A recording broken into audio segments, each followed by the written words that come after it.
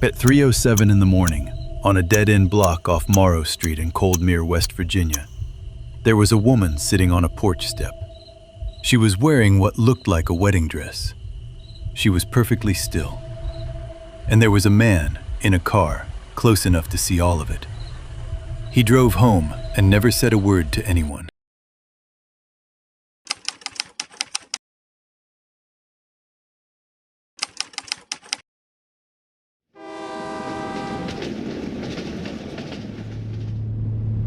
In 1964, a woman named Kitty Genovese was attacked outside her apartment building in New York City. 38 neighbors reportedly heard her screams. Not one called the police, or so the reports claimed for decades. Psychologists later gave this a name: the bystander effect. The theory was simple.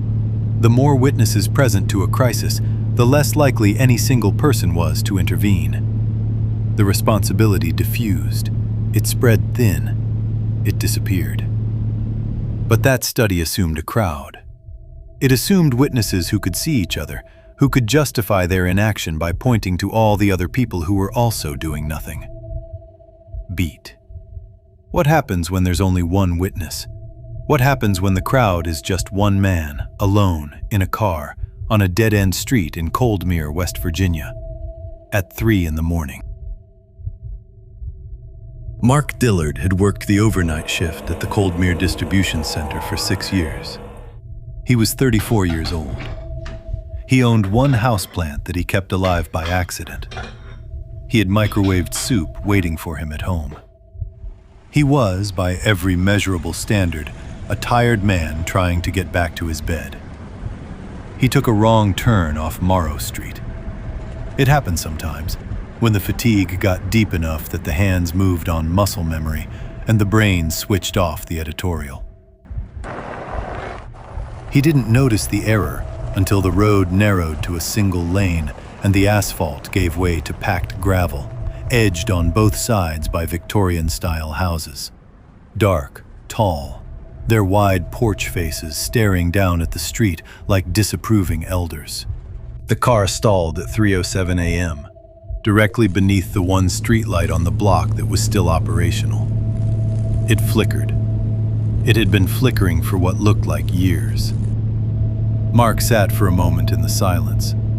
Not quiet, silence. The kind that pressed against the windows. The hum of the power lines overhead filled it like a second heartbeat. He pulled out his phone. He called roadside assistance. The automated voice told him the estimated wait was 40 minutes. He said, "All right." He settled in. He looked up. That was when he saw her.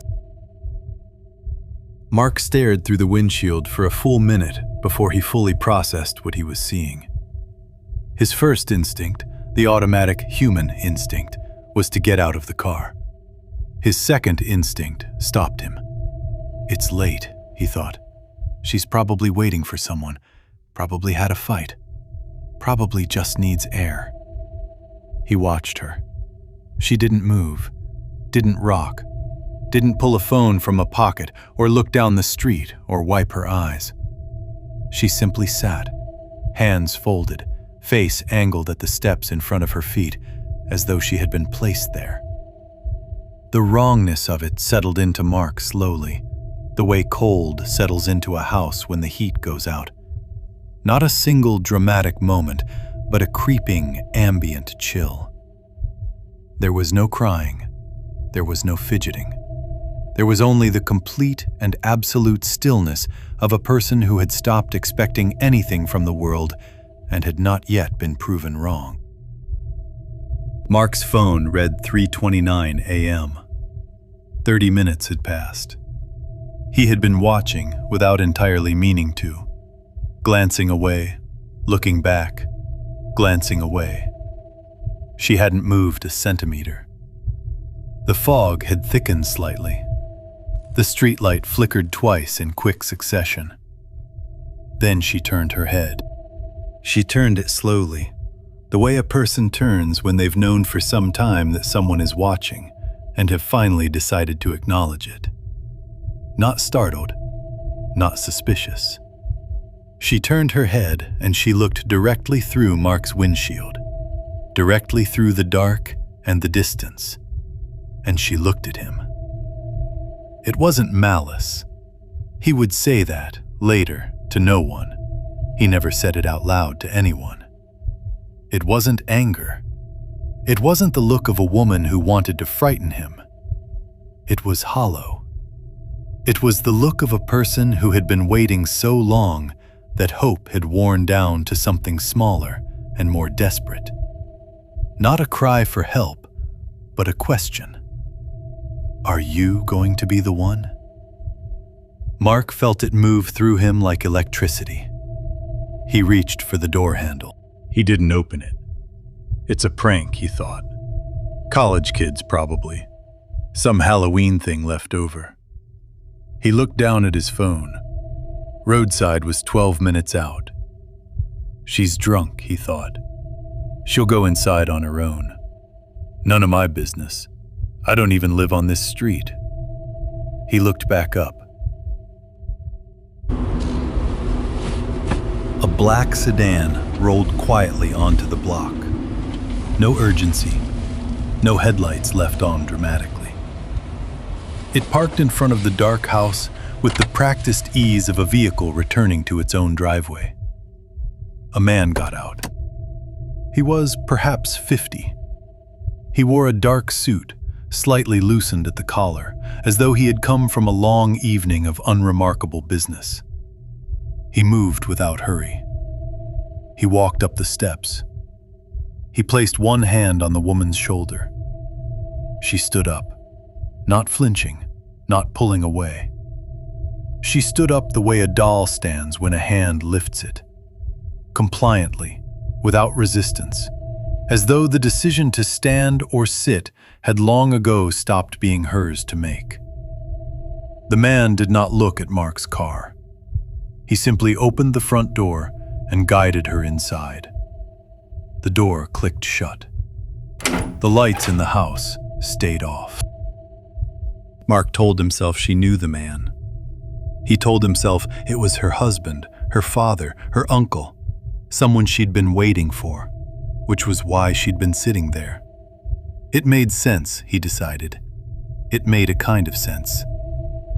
The roadside truck arrived at 3:51 a.m.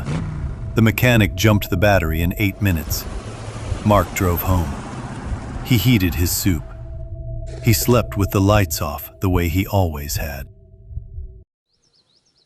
2 weeks later, on a Tuesday morning, a name was read on the local news cycle that Mark did not recognize.